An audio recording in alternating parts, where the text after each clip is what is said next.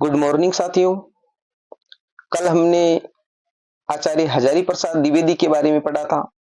आज इस क्लास के अंदर हम डॉक्टर नगेंद्र के बारे में पढ़ेंगे।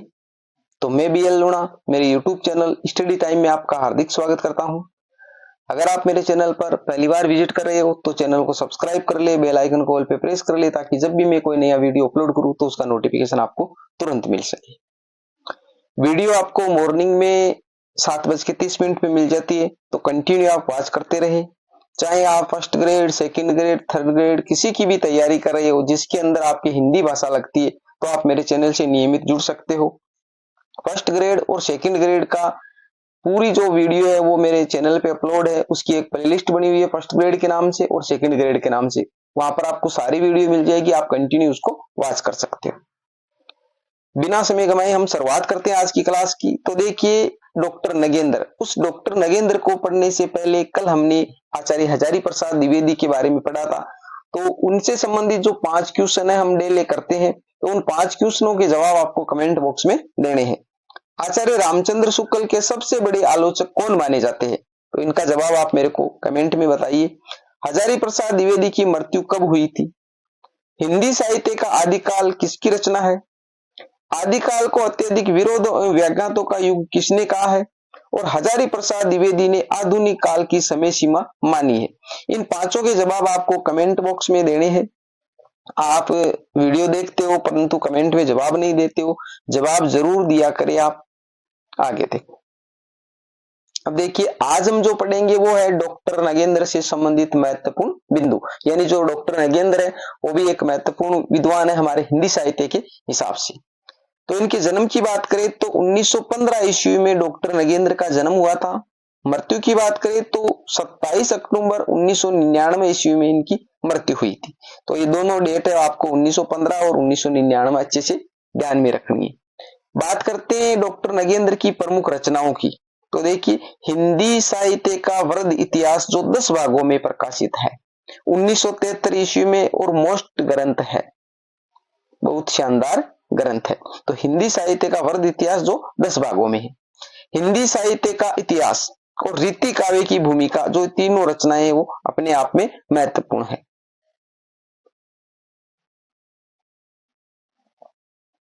काल विभाजन, यानी मैंने आपको कई बार बता दिया है कि यहां पर मैं उन्हीं विद्वानों का जो काल विभाजन है जो ले रहा हूं जिनका एग्जाम में अक्सर क्वेश्चन पूछते हैं।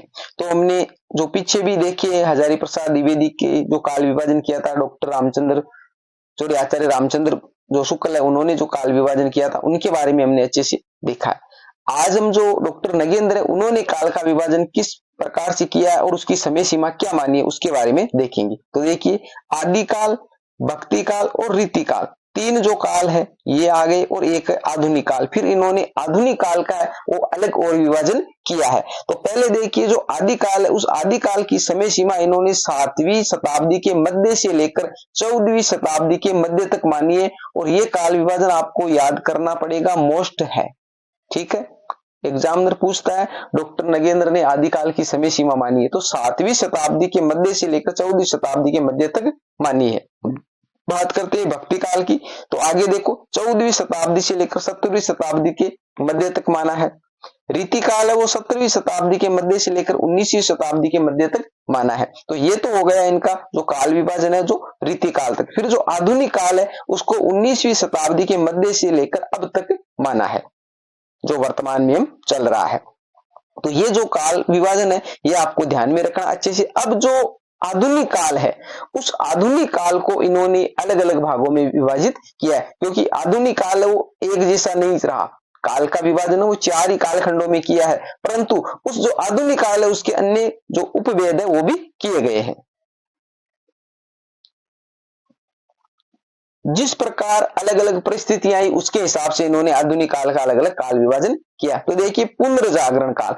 अब देखिए, जो हमारा जो भक्ति काल है, हमारा भक्ति काल, उस भक्ति काल है उस भक्ति काल को जागरण काल कहा जाता है। भक्ति काल को क्या कहा जाता है? जागरण काल कहा जाता है।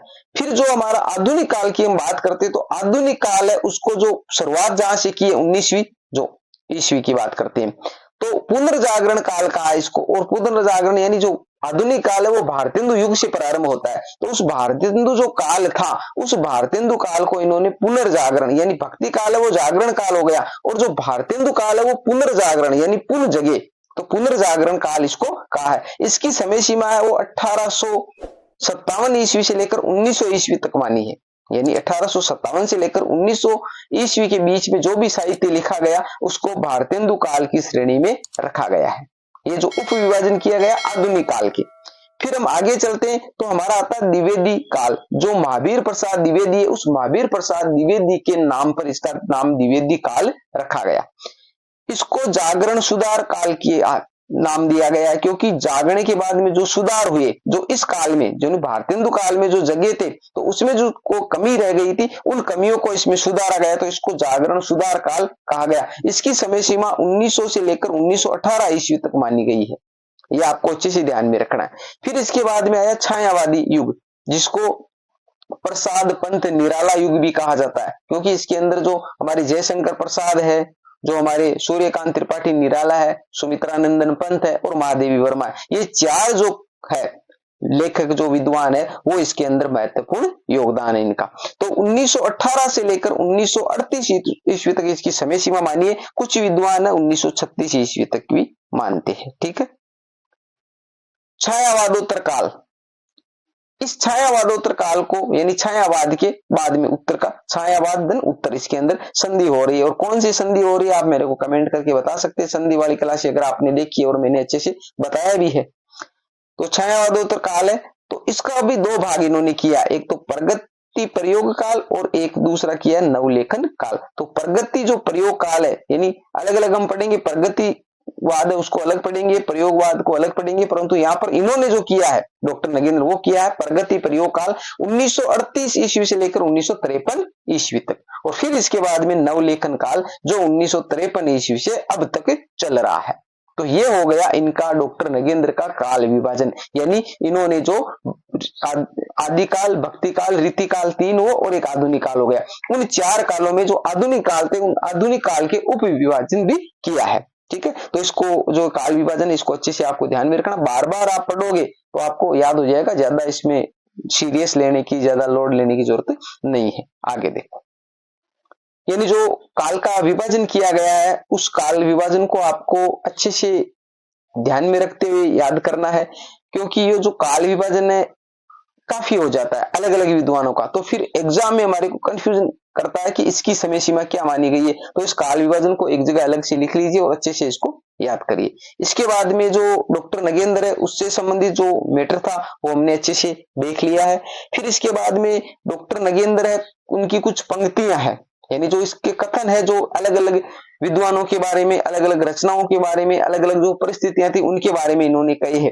तो वो जो है वो हम उनके हिसाब से देखेंगे, जहां पर भी उसका नाम आएगा, जिस रचना के पक्ष में आएगा, जिस विद्वान के पक्ष में आएगा, वहां पर उसको देखेंगे। बाकी और मैटर है जो इतना सा आप देख लोगे तो ये डॉक्टर नगेंद्र से संबंधित है, वो सफिशियंट है।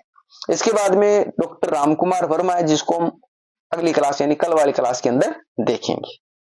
उम्मीद करता हूं ये क्लास आपको अच्छी लगी होगी। अच्छी लगी है तो इसको लाइक करिए, अपने दोस्तों के साथ में भी शेयर कीजिए, और जो क्वेश्चन मैंने आपको शुरुआत में पूछे उनके जवाब भी आप कमेंट बॉक्स में दिया करें। चैनल को सब्सक्राइब नहीं किया तो सब्सक्राइब जरूर कर ले। मिलते हैं अगले वीडियो में, तब तक के लिए जय भीम, जय भारत।